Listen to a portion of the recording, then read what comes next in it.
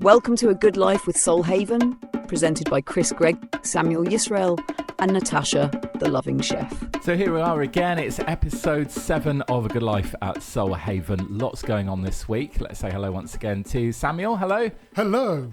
Hello, and Natasha. Hi, great to be back with you again, Chris. It's always fun, and today I'm excited to be learning what Imbolc is. We're going to be delving into the energy of Imbolc and also learning about permaculture principle number 7, which is design from patterns to details. And design is such an important part of nature. And Natasha, you've got a really interesting way of thinking of nature as it relates to patterns.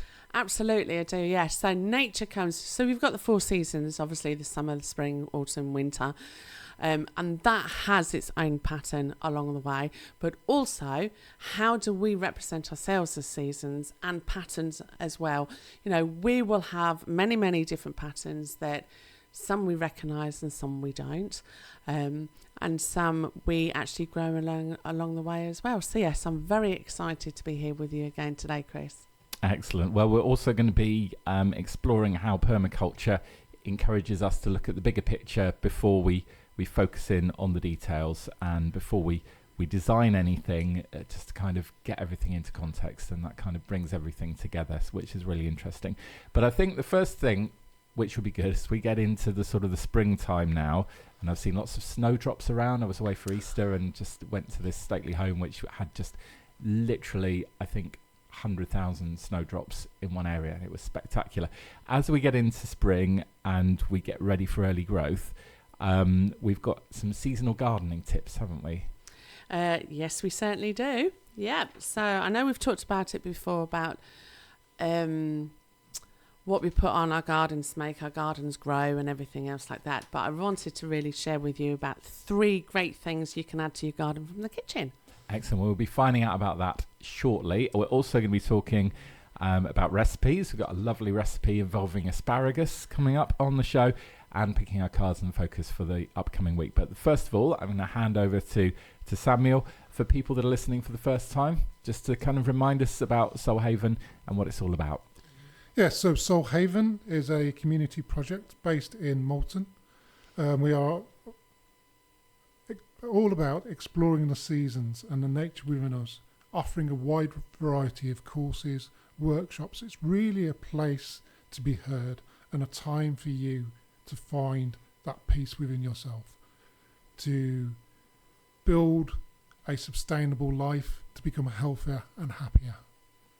Fabulous. Well, the first thing that we're going to be talking about is our permaculture principle for this week, which is principle number 7, and that's about design from patterns to details, like we were talking about before, and the time of year called Imbolc, which is something I haven't come across before. What's Imbolc? So Imbolc is a old Gaelic word, or often used by people of Druids. It's the halfway between the winter and spring, at the very beginning of February. Although we're towards the end now, it's all about the gentle stirring from the cold, dark months, moving into the promise of the warmth and growth, which I thought was very apt because it feels a bit warmer today. It does. The sun has come out today, and it does, as I was saying, feel like spring is on the way. So this is definitely the time of year that we start feeling like we're kind of getting back into the growth cycle again, and kind of things have turned a corner, I guess. Yes, absolutely. So it's all about that kind of a remembrance time, a celebration of that change. You know, that you're moving from the coldness into the new growth, and it's a real time of celebration. And when we look about the principle, design from patterns to details, that's looking at the bigger picture. So looking at the bigger picture of what's happening in the world of, you know, it's not all dark. There is a change. There is something moving forward. And, you know, that's how nature happens. It moves through the seasons. You know, like the spiral of a snail shell. It circles round. It begins from one point to another. And for this principle, really focus on the spider. So a spider uses different anchor points for its web. It doesn't just start in the middle and go round. It's got to start on the outside and kind of work on the outside first to be able to anchor its web before it can move into the centre. That's very true. When you see them building their webs, you know, the middle bit is just a hole, and they're going around the outside and spiraling towards the middle, which is kind of the opposite way to how you would draw a spiral. I guess most people would start in the middle and then go outwards, but the spider is anchoring its corners on some leaves or trees or wheelie bins. I saw a beautiful spider web on my wheelie bin this morning with like raindrops on it from the condensation. It just looked really beautiful. Yes. So I was putting my bins out this morning. It was a nice moment. Yeah, and this is a beautiful metaphor because this reminds me of, you know, whatever we're planning, whether it's in the garden, a project, or even our own health. At first, we need to understand what supports us. What are we anchoring on? What keeps us from moving in that world? Excellent. Well, we're going to find out how we can apply that to our mental health next. And we were talking about permaculture principle number 7, design from patterns to details. How does that get applied to people's day-to-day life and their mental health kind of through that principle? So if we're feeling stuck or overwhelmed, it's helpful to step back to be able to see the reoccurring patterns. You know, is it because we're overcommitting, ignoring rest? You know, we're falling into these stressful cycles. I've really been struggling because I've been struggling with my health, and because that's almost kind of, I don't know whether it's a trigger point. I find myself struggling to do things, struggling to focus, not wanting to get out of bed, and you know, just in real depression. And it helps to recognise these things, to see where they're coming from. And one thing that I hadn't really appreciated before is that when something like this happens, is that I know these tools and techniques, but then I've almost been felt incapable to do things about it. But it has helped to be able to take a step back and look at some of these things and start to talk about it, write about it, and then also find those anchor points, find the things that can support me. So previously I've gone through some very hard times and I've just kind of ploughed through and just done everything myself.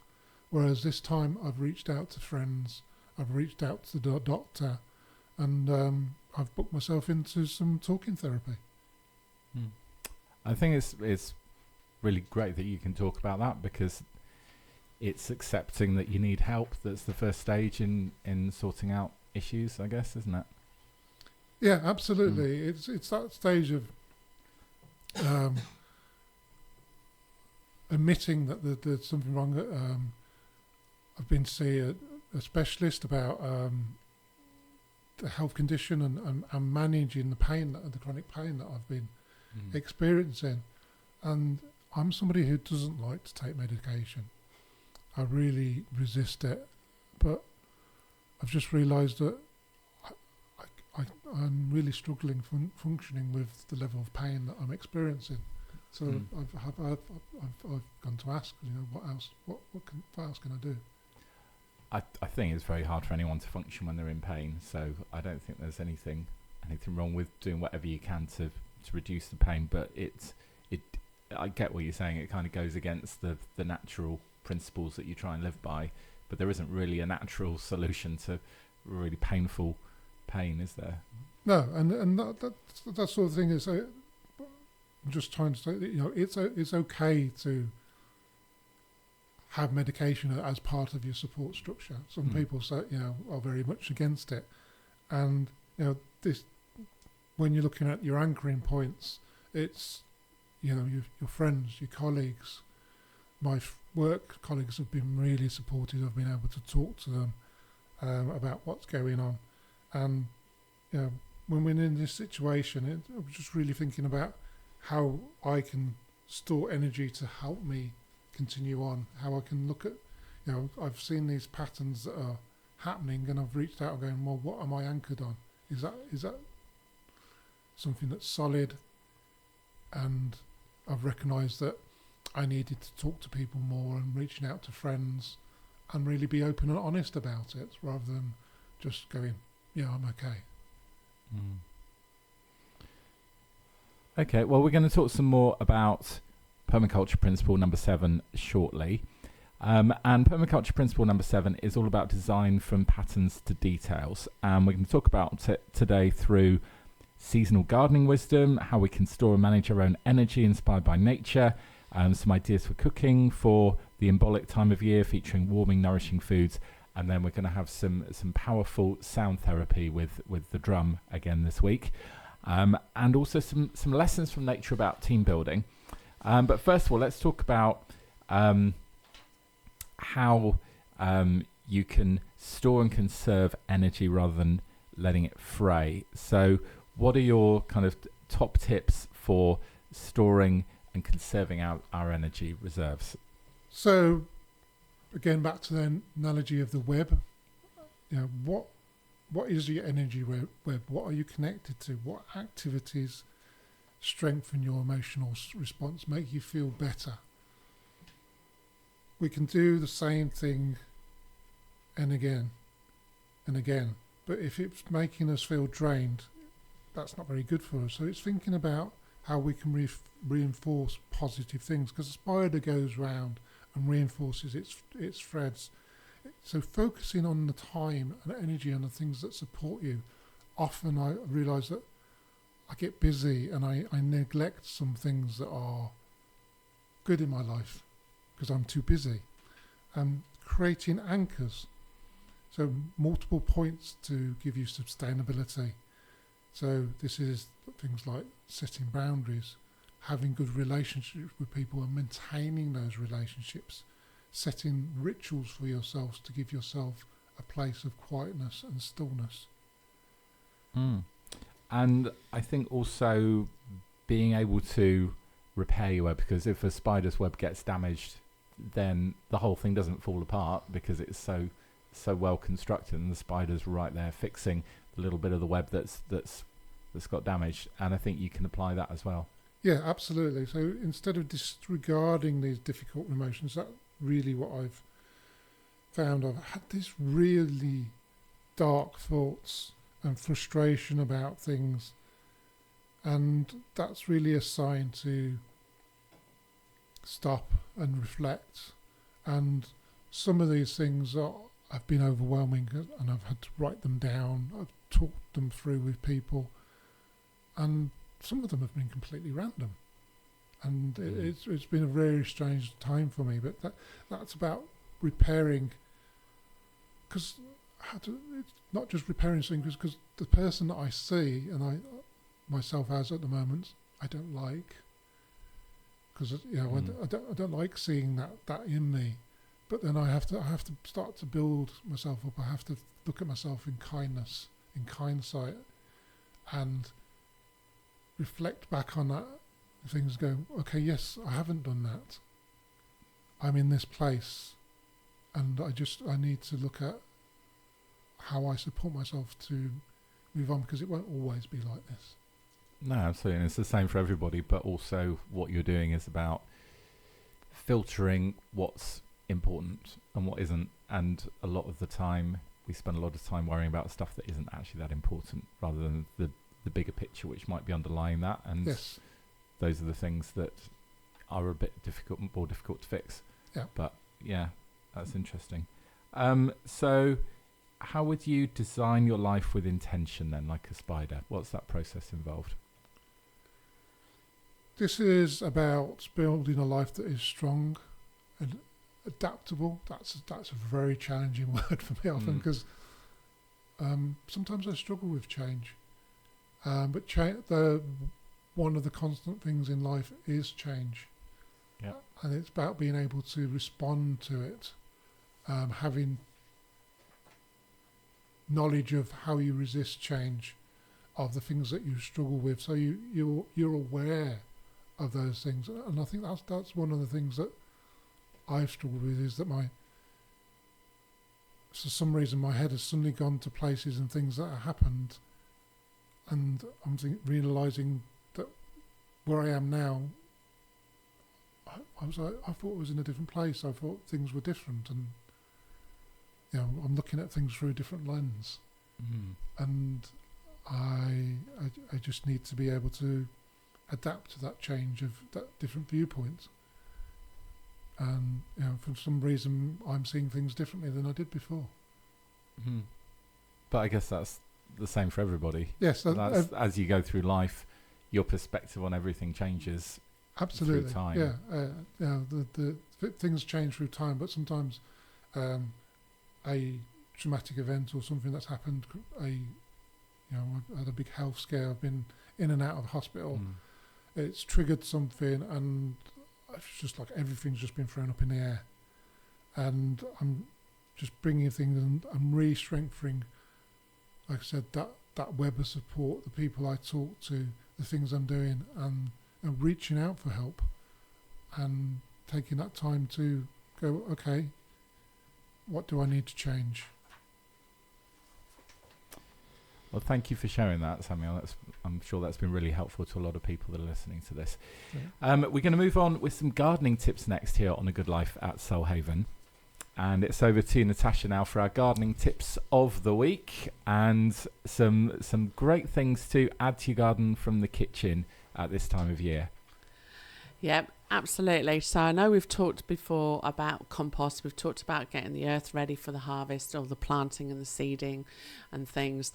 But I really want to share with you a few things that you can take from your kitchen and put them into the earth, and they do actually make a difference as well. All getting ready, so we're waking up the earth and fertilizing it as much as possible. So coffee grounds. Coffee grounds can be used into the garden, absolutely, yeah, to improve the soil structure. It helps with drainage, it adds nutrients, and it also deters the insects as well. So coffee grounds, you can even go to certain coffee shops and get bags of used coffee grounds and add them to your garden as well. So yes, there is a instant supply of used coffee grounds from certain shops that you can find along the high street. I will give a shout out to the coffee shop just down the road from our studio here, which literally just next door, and they have a little barrow outside, and they put all their used grounds in the barrow and old sacks as well, and it's just really nice of them to just give that back to the community and see it being put to good use. But yeah, even if you don't drink coffee, it's a great thing for the garden, isn't it? It's just such a good form of compost. Yeah.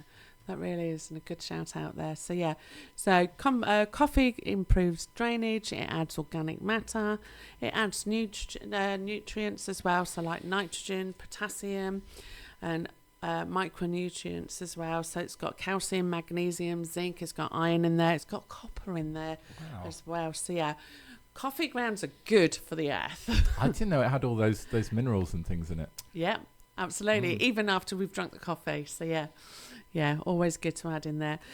And it also, as gardeners, we always get the bugs. We always get the slugs. We always get the caterpillars. We always get everything. But we found a really good way at Soulhaven to deter the slugs, especially around our greens like the lettuce and the kale and things. Scatter your coffee granules around the root of the plant, and slugs don't like it. Oh, that's a really good tip. Yeah. So that kind of scares them off. Yeah, absolutely, because it sticks to them, so they can't process their movement. So yeah, but it's a real natural way to deter the slugs. Yeah, no, that's great, because otherwise you've got no chance growing lettuce if you've got a hungry slug in the garden. Yeah. I'm surprised how much they eat overnight, but they eat masses. What about very hungry caterpillars? Because we've been studying this a lot with my kids. This is one of their favourite books, and they will eat literally salami, cake. Yep. And I don't know if they really do, but I think in real life they would be after your lettuce. So what's good for deterring caterpillars? Deterring caterpillars. So we make our own deterrent from caterpillars. So if you get some fresh mint, obviously out the garden if you can, put it into a saucepan, add a lot of fresh garlic, boil it up, preferably with your windows open, because otherwise your house does smell a little bit. Leave it to simmer and stew, probably for a good couple of hours. Then I blend it with like a hand blender, or you can pop it into a blender, sieve it, and then put it into a labelled spray bottle, and you can actually spray all your lettuces like that. And the mint and the garlic is the deterrent for the caterpillars. And probably any vampires that fancy a nice leafy salad before they... I don't think it's really in their diet. Are there any other things that you can use the coffee grounds for? Coffee grounds are also good, just to add the organic matter into there. So yes. Mulching. If you haven't got a source of mulch, that's always really good to add mulch onto your topsoil. And it also feeds the worms as well. The worms love the coffee grounds. Yeah, it's an attraction to the worms. So yeah, the more coffee grounds, the better. See, the worms are fine because they're under the ground. They're not eating your lettuce. They're just breaking the soil up. Yeah. So worms are really good in your garden. Yeah, the more worms you have, the better. It's a sign that your soil is quite nutritious. But you can't really do much about it if you don't have enough worms. You can't. Can you buy worms? Yes, you can buy worms. Yeah, you can. So when we first started at Solhaven, when we arrived, God bless him, our beautiful landlord decided to spray a lot of chemical onto our land. He thought he was doing us a favour because it was 8 foot high of ornamental thistles, and he sprayed it. But the industrial spray that he sprayed it with killed absolutely everything. There wasn't a worm, there wasn't a microorganism in the soil or anything else. So we said, right, okay, we're going to have a look at how to build a wormery. So a wormery is just literally breeding worms. But we had no worms to start with, so you had to get a breeding pair. We had to get a breeding pair. So we brought off a very well-known online shop. And I thought, oh yeah, they'll come nicely packed and everything else. I got this vac pack of 2 kilos of worms delivered to me. What, you thought you were ordering 2 of them? And you got a whole ecosystem. Yeah, a whole ecosystem. But yeah, we built a wormery. We still feed the worms now in our wormery. Oh, that's brilliant. Yeah, and every now and again we take them out of the wormery and add them to the growing beds and things. So yes, worms are really important. You have so many worms now. Things. Can you have too many worms? Never too many worms. No. Never too many worms. A sea of worms on the floor. Okay, so we're going to continue with tip number 2 next. So what is your second tip for things that you can add to your garden from the kitchen? Now, this is one of my all-time favourites, I have to say. Banana peels. So, banana peels. Bananas are a main wonderful source of potassium. Potassium helps the plants to produce flowers and fruits, and it also improves drought tolerance and strength for the overall of the plant. It improves the soil. It's a natural fertilizer. And there are many different ways how you can incorporate your banana peel into your earth. Now, you can instantly peel banana, eat banana, and then you can lay it on top of the banana peel. You can lay on top around your plant, and it will slowly, it will slowly decompose, very slowly. You can Don't leave it on your path though. No, they're path. Notoriously slippery. Yeah. No path, definitely not. Now, one of our favourite things that we do at Solhaven is to make banana tea. Oh. Yeah, banana tea. Literally, take your peelings, banana peelings. I chop them up with a pair of scissors. Into the bucket they go.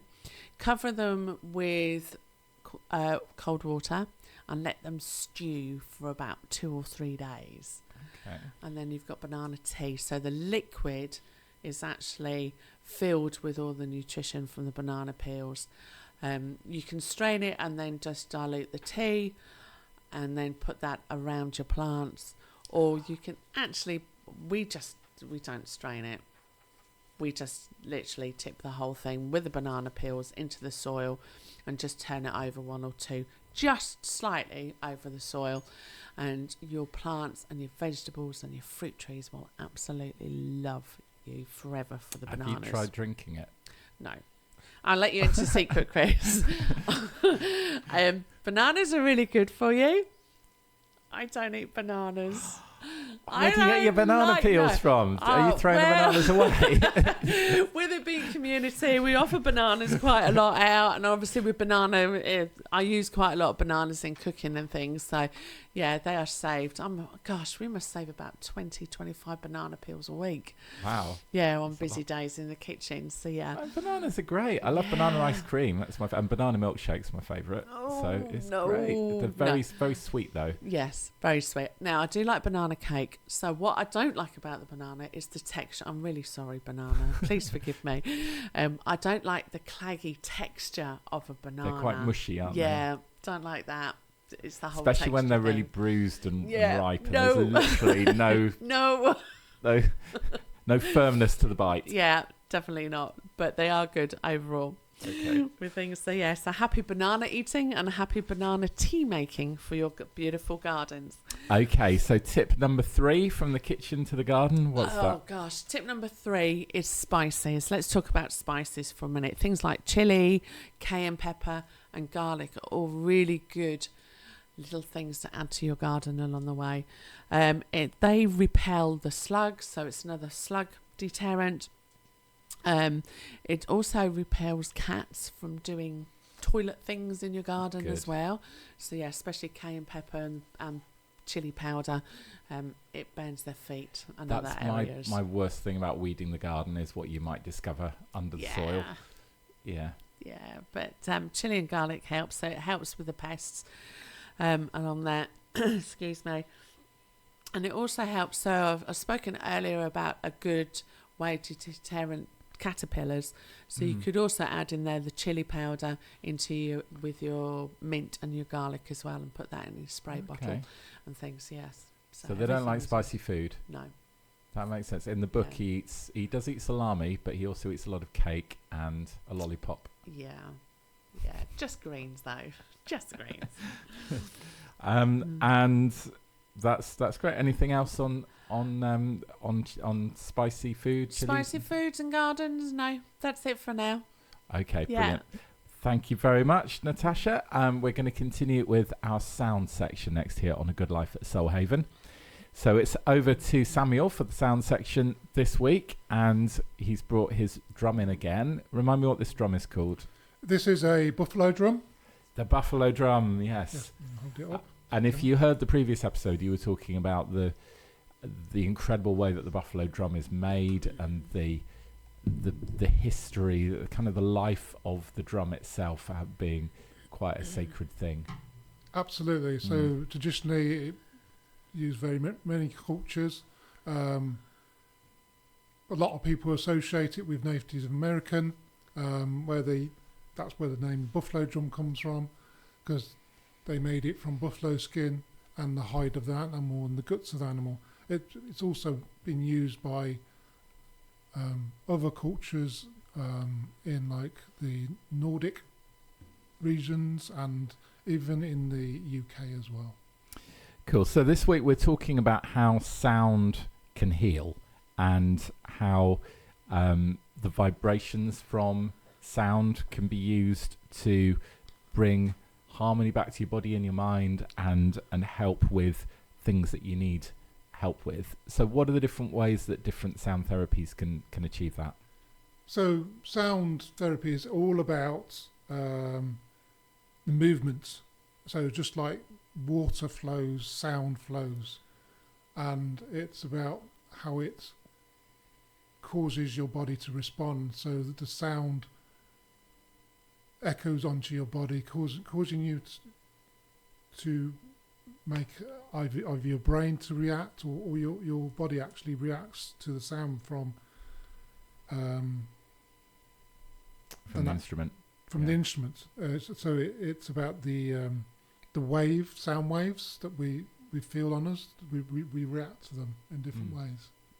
Because that's what sound is, basically. It's vibrations in the air that your ears can detect. Yes. But they're just one organ, and your whole body is experiencing those vibrations. Yes. So I used to work for the RNID, Royal National Institute for Deaf, with and lots of the people I work with really enjoyed music, and they would feel it through the floor, feel it through the vibration of where they were sitting. So some of my friends, they like the drum and bass because they can feel that movement on their body.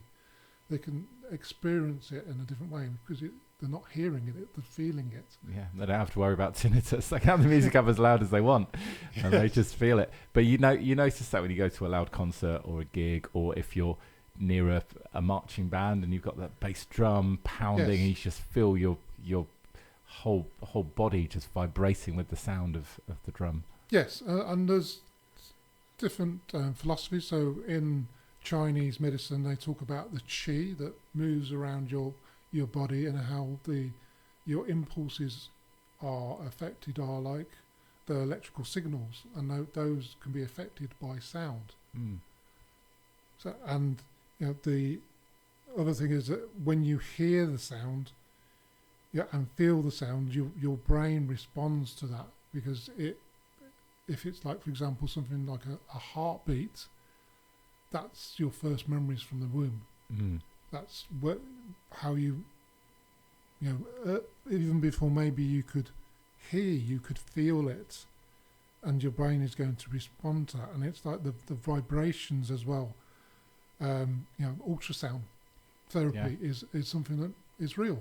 The ultrasound on your body causes your body to respond in a healing way. So, and that's the theory behind sound meditation, is that the wave of sound brings those changes in your mind, in your body. And it can also release the tension that's stored in your body, can't it? Absolutely. It brings, lots of things hold close and tight, and it helps you just relax, which can improve your focus and clarity, and improve your sleep. Amazing. So next we're going to hear from the buffalo drum, and kind of have a think about how that can be used to help with all of those different aspects.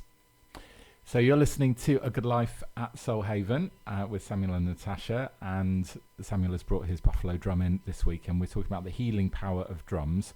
What are some of the different methods that you can use with the buffalo drum to create that kind of healing state? So there's different ways to use the drum. If I sit like this, hopefully there's a video that you can see on the podcast.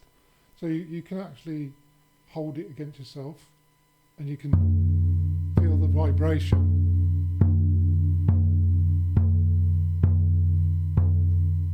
So when I'm doing this, it dampens the sound, but I can feel the vibration moving into my chest, in my hand, running up my arm. So that's making the vibration more concentrated. So you're getting a benefit as well, yes, while you're playing the instrument, as well as the people that are listening. Yeah.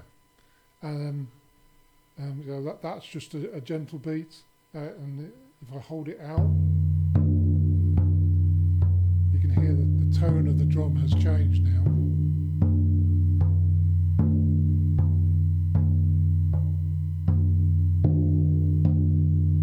So there's more echoing to it.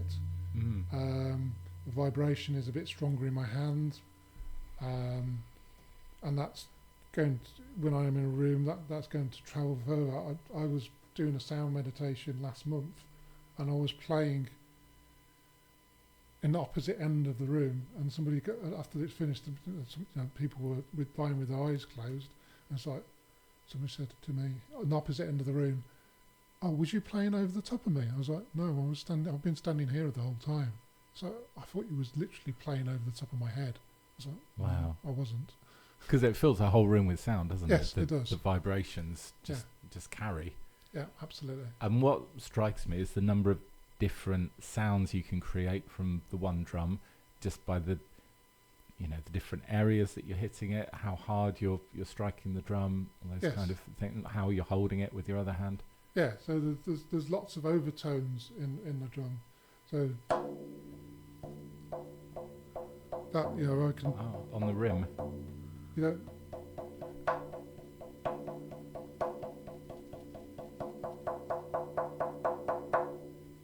that's very. Most people don't play like that. You can still use the rim of the drum for the instrument because that gives a different sound. So.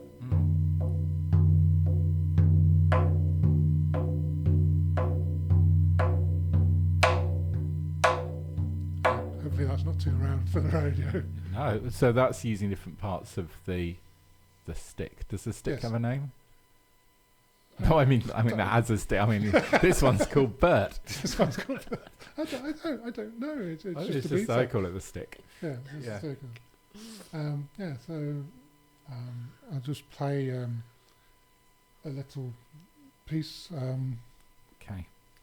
So if you just find a quiet place to sit or lay down, and just take a deep breath in through the nose, out through the mouth, and just allow the heartbeats.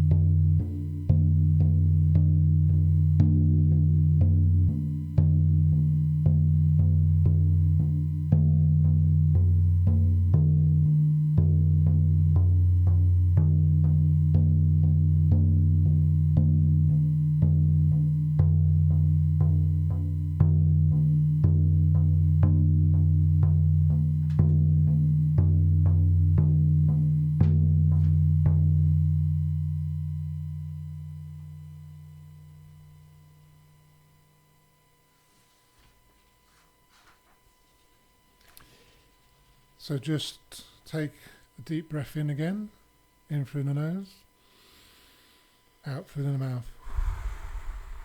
Just allow yourself to become aware and just think about how that made you feel.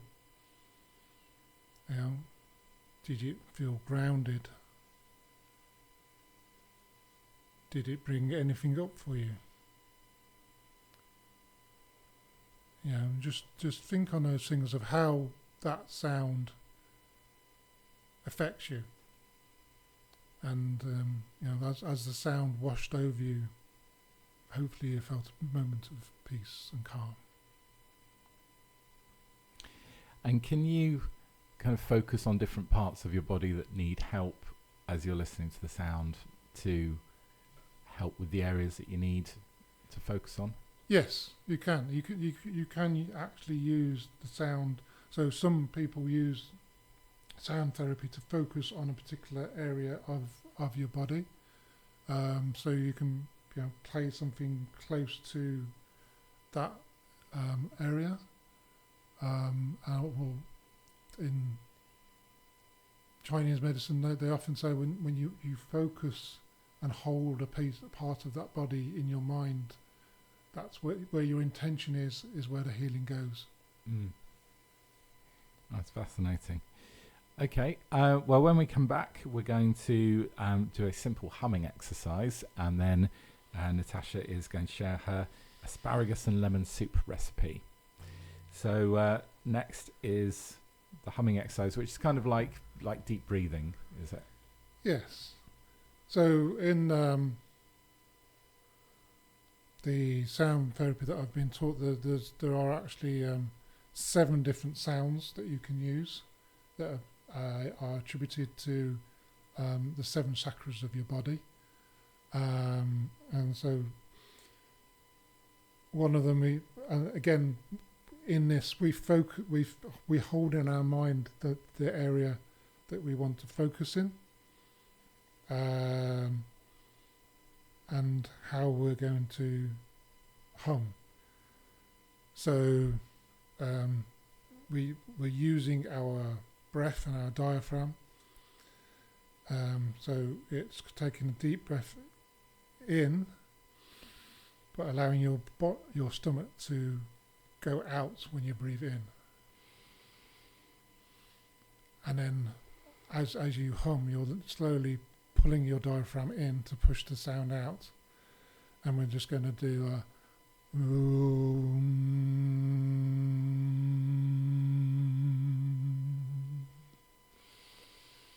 so if I can do that, if I did that without breathing in, so if I do this first, so to take a deep breath in,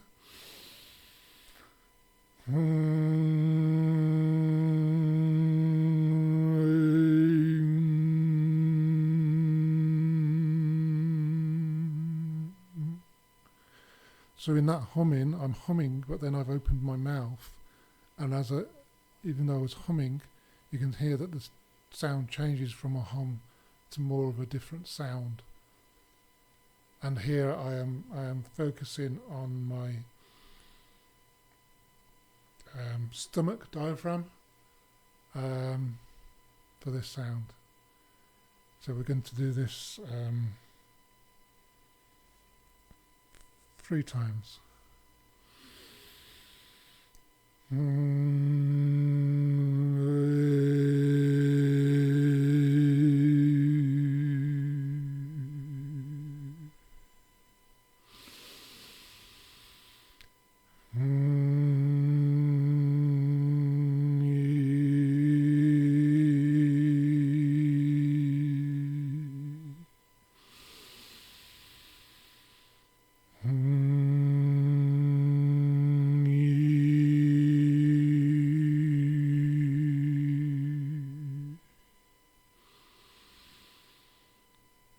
Just relax.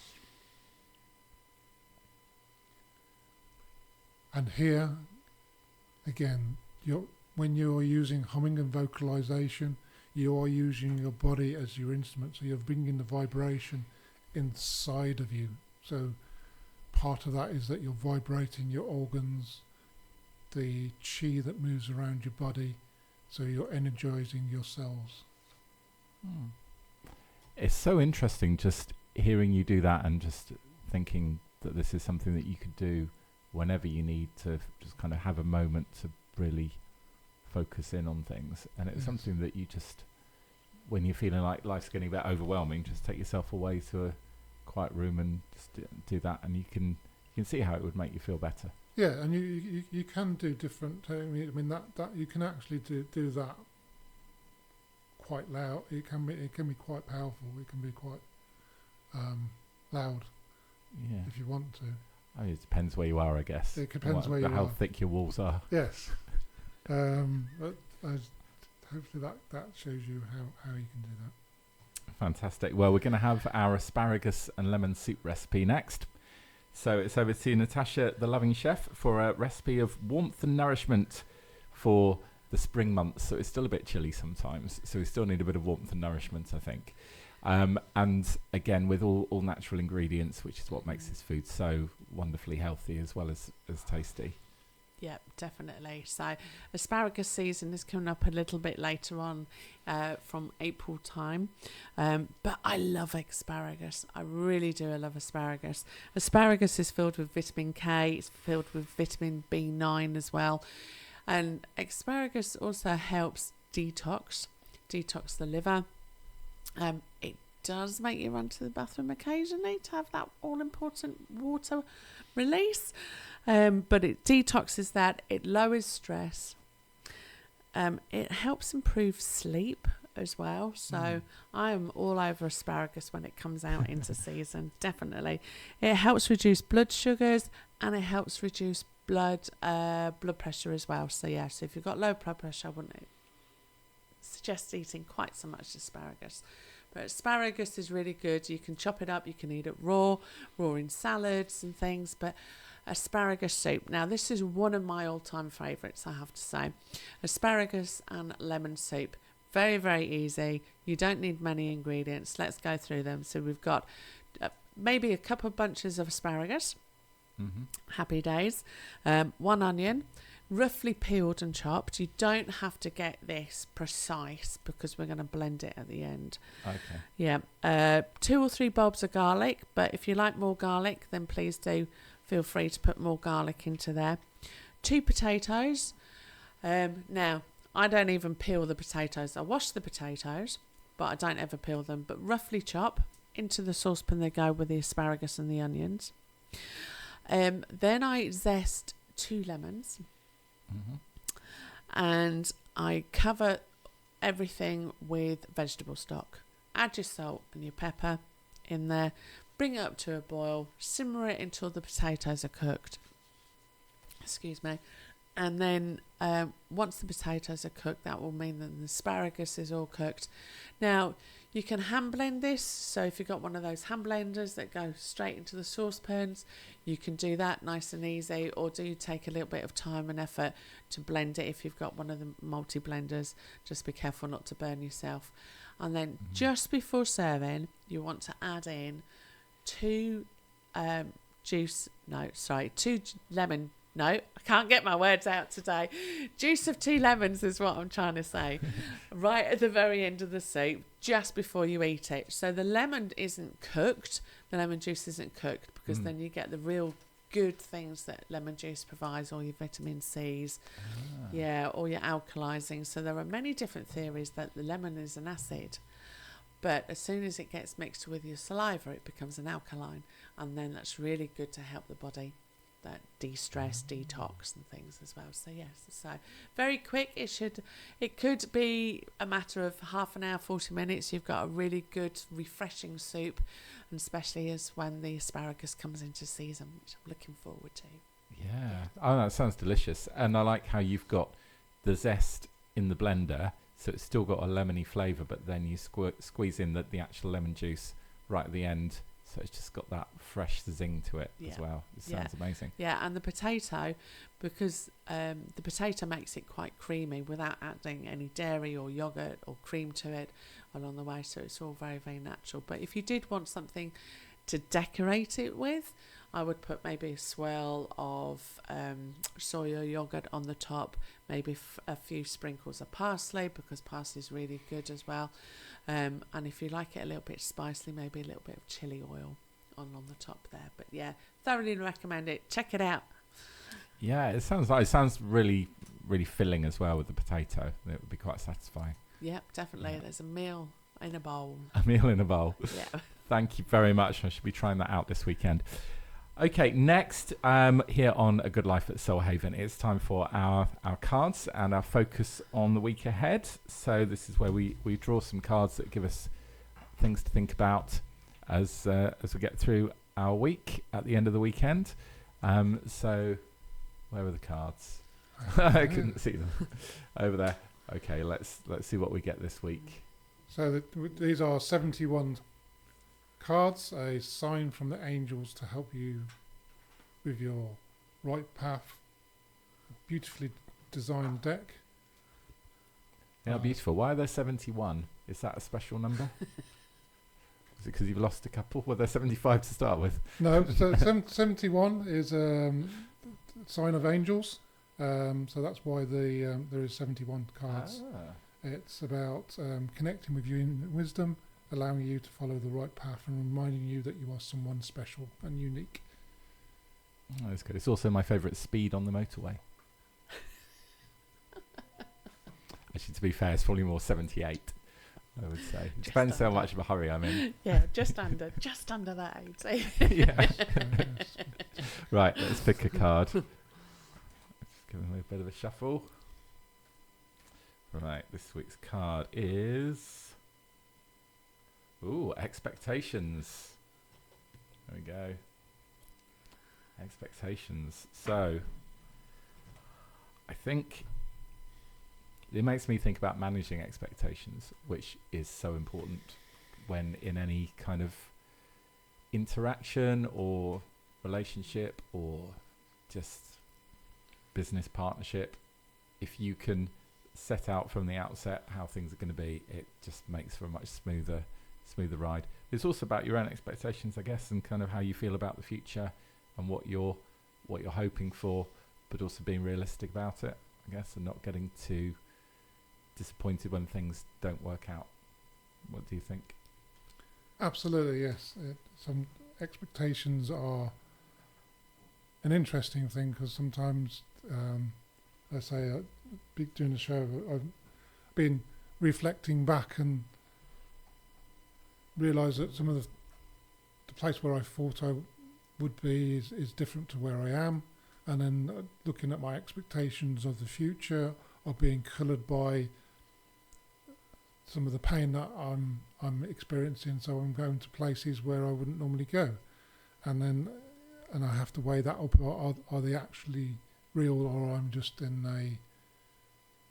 is this just a time of difficulty that I need to move through?